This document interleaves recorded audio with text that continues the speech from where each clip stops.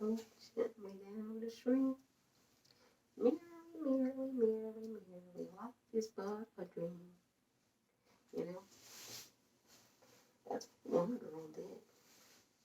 Well, she grew up wanting to be a water bug, living on the water. It's not an easy life, I'm telling you. Water, going back and forth, you know. Some people just get motion sickness. Can you imagine being on the water your whole life? Well, or most of your life? Not being on steady, solid, non-moving ground? Because you know water is always flowing. And even if you're on a boat, even on a calm day, you're still moving and grooving. You're still swaying. You're still, it's doing something to you. You're in alignment with nature when you're on a boat. That's why a lot of people like going on boats. They like going boating. It's a big thing. Well, a lot of people enjoy it. It's a fun activity. Leisure activity. I don't own a boat. I don't have a boat. No. I've been on some boats before because, well, I traveled. And usually when I was on a boat, I really enjoyed it. Boat rides are nice. They have ferries. Ferries are nice. If you could take a ferry this summer somewhere, I highly recommend it. Even if it's just for a short period of time. Just do a ferry ride. Those are really calming, relaxing. See, being on water is relaxing. But you wouldn't might not be relaxed if you were on water every day of your life. That might be too much. So I think balance is key. Moderation. You wouldn't want to live on a boat. At least I wouldn't. No, that's a life of its own. Well, one girl did choose to. And, well, wouldn't you know, recently, a big old ship, well, it was stuck in the Suez Canal. And it was stuck for a long period of time. I mean, a long period of time. There were a lot of ships that couldn't pass through the Suez Canal. It was being blocked by this ship. It was just stuck. There was nothing nefarious about it. The ship just got stuck in between the canal, and it couldn't get out. You know, something like highway traffic, where you're sitting there in the highway, and you just have to wait. You're stuck in traffic.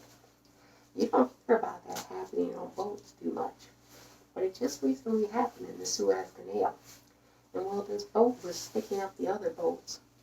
You know, if you had to sit in traffic, imagine sitting in traffic for 5 hours. Some people have had to sit in traffic for like 6 or 7 or 8 hours. Maybe even worse, depending on where you're coming from. And if it's a really bad accident. You know, traffic, sometimes you can have to sit for hours. But, well, these boats that were waiting to get through, they were stuck for 6 days. 6 days they waited in traffic because nobody could get through the Suez Canal. The ship was stuck. Nobody could get through. Now, I heard all kinds of rumors about what was going on the ship. Apparently, the ship was carrying some sex toys, and there were some pretty elaborate parties on the boat, if you know what I mean. But anyway, well, you know, there had to be a villain. There just had to be a villain. You know, we all universally like villains. I don't care who we are. Whether we're Americans, whether we're, well, whether we're French, whether we're Canadian, whether we're Russian, Chinese, whatever. You know, Nigerian, Lithuanian, Ethiopian. We like a villain. And we found one. This one took a while to find. We found the villain. We found the culprit. The person responsible for sticking up all the rest of those ships in the canal.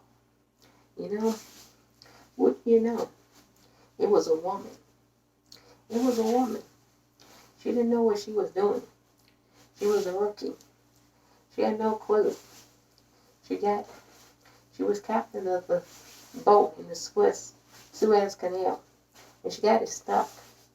See, this is why we can't have women do anything, because they make all these horrible mistakes, you know? If you're still listening to me, everything I just said is true. That got said, but it wasn't by me. It was put out online. It was false information. It was disinformation.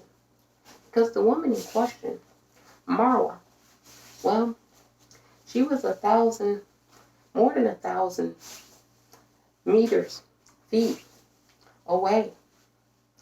Well, she was nowhere near the scene, so to speak. Could have been miles. I could be wrong. It could be like 1,000 miles away or more. She was pretty far away, many, many football fields away, nowhere near the Suez Canal. So this story got picked up by originally an Arabian news outlet and got spread online. And well, wouldn't you know, the whole internet was awash with a woman who didn't know what she was doing, who got the ship stuck in the Suez Canal. And that didn't happen. Never happened. It just so happened that Marwa just recently became a captain of a ship, though. The first female captain of a ship. And you know, this was classic retribution. Classic payback by the patriarchy. You know, they couldn't handle a woman becoming a captain. So they had to invent a story, a lie, something that can easily have been fact-checked. But, well, nobody chose to fact-check it because, well, we all like villains. And if we live in a patriarchy, the villain should be a female. And so we yucked it up. We ate it up. We believed it because we wanted to believe it. Well, maybe not all of us, but certainly the men who printed it. Certainly the men who ran with it. Certainly the men who, well, lied about it. You know, this is what happens. But I like Marwa's spirit. She said that she got a lot of, well, mean comments and hurtful things said to her. But there were a lot of positive comments too. And she thanked those people who gave her positive comments. You know, positivity goes a long way. Because there's a lot of mean people out here. Some people are just trolls. But then they're very mean-spirited.